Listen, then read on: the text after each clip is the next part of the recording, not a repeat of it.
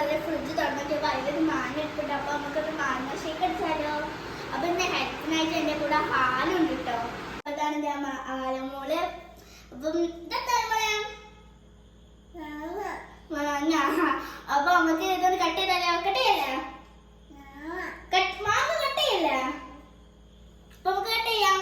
അപ്പൊ നമുക്ക് ആദ്യം തന്നെ മാങ്ങയുടെ തൊലി കളഞ്ഞാലോ. തൊലി കളയില്ലേ നമ്മള്? നമുക്ക് പറയാം.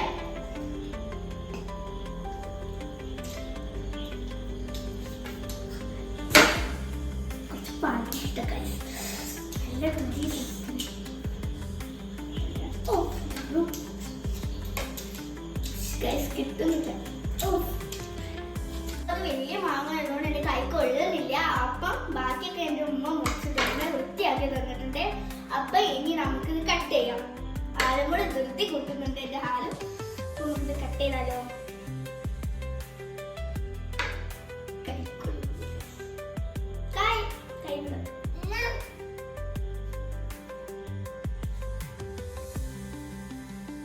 ഇത് ശരിക്കടിക്ക് ഉണ്ടാവുമോ റബ്ബേ? കുറച്ച് കൊടുക്ക പൊടി കൂടണമെങ്കിൽ.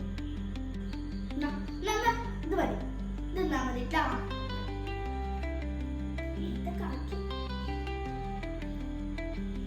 അപ്പൊ നമുക്ക് കട്ട് ചെയ്ത് മാങ്ങ ഇതിലേക്ക് എടുത്താലോ.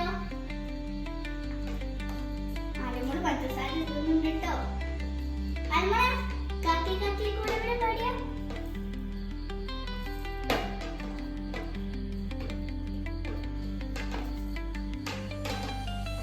ഇങ്ങനെ നമ്മൾ മാങ്ങയിലേക്ക് ഇട്ടിട്ടുണ്ട്.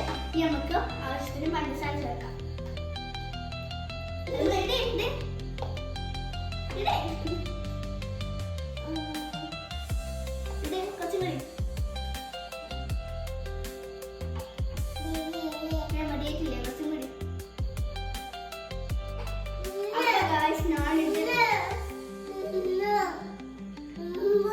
ഞാൻ ഈ പാലിന്റെ പാക്കറ്റ് എടുത്തപ്പോ അത് ഇപ്പോഴത്തെ പശുവിനെ കണ്ടിട്ട് അമ്പ അമ്പ പറയണേ.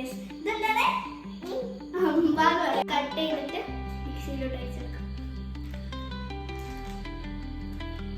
ഒരിക്കലും നമുക്ക് ഇതൊന്ന് അടിച്ചിട്ട് വരാം. അപ്പൊ നമ്മള് മാങ്ങ ജ്യൂസ് അടിച്ച് കഴിക്കും. ഇങ്ങനെ മാങ്ങ ജ്യൂസ് റെഡി ആയിരിക്കുന്നു. നമുക്ക് ഇതിലോട്ട് ഒഴിക്കാം.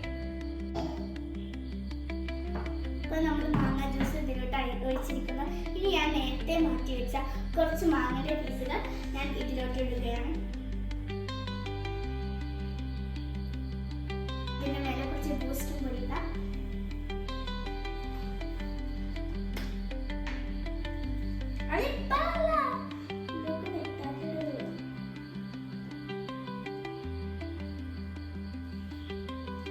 കുറച്ച് ബൂസ്റ്റും കൂടി ഇട്ടിട്ട് നമ്മൾ മാങ്ങ ജ്യൂസ് കൂടെ സെറ്റ് ആയിട്ടുണ്ട് ഗൈസ്.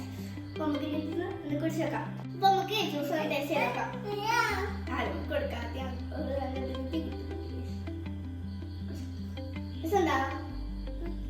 ഞാൻ ഒന്ന് കുടിച്ച് നോക്കട്ടെ. പൊടിപ്പൊടി നമ്മളിട്ട പഞ്ചസാര എല്ലാം കറക്റ്റാണ് ഗൈസ്. ഇത് തീർന്നിരിക്കുന്നു. ഫീസൊക്കെ വെച്ചത് കണ്ടിട്ട് കുടിച്ച് കഴിഞ്ഞപ്പോ എന്റെ അടുത്ത് തന്നിക്കണേ. സൂപ്പർ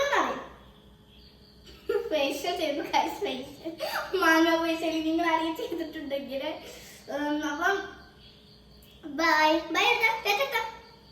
ഫേഷ്യൽ ചെയ്യുന്ന തിരക്കില്ല.